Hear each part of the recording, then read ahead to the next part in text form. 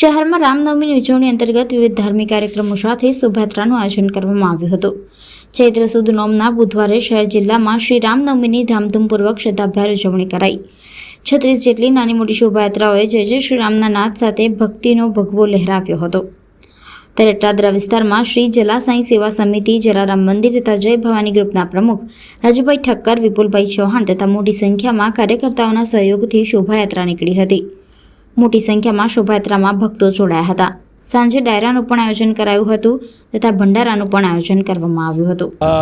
પહેલાં તો વડોદરાની જાહેર જનતાને રામનવમીની હાર્દિક શુભકામનાઓ આપીશ અને ખાસ કરીને આજે રામનવમીનો અમારો ડાયરો અટલાદરા મુકામે રાખેલો છે રાજુભાઈ ઠક્કર દ્વારા। ખૂબ સરસ આયોજન છે, એમાં ખૂબ જ પબ્લિક છે, સારો એવો રિસ્પોન્સ છે અને ખૂબ સારો આજે રામ ભગવાનનો જે જન્મદિવસ છે ધામધૂમથી ઉજવી રહ્યા છે એની અનહદ ખુશી છે અને વડોદરાવાસીઓનો અનહદ લાભ લે છે।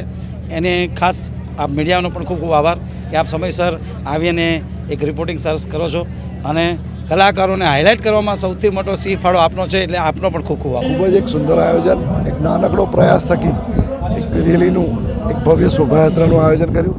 એમાં પણ ખૂબ મોટી સફળતા, ખૂબ વિસ્તારના લોકો જોડાયા, ખૂબ લોકોએ સ્વાગત કર્યું અને તે પછી અત્યારે ડાયરાનું, લોક ડાયરાનું એક આયોજન જેમાં જયેશ બારોટ જેવા નામચીન કલાકાર અને એમને ખૂબ રંગત જમાવી અને ખૂબ જ લોકો ઉત્સાહથી જોડાયા।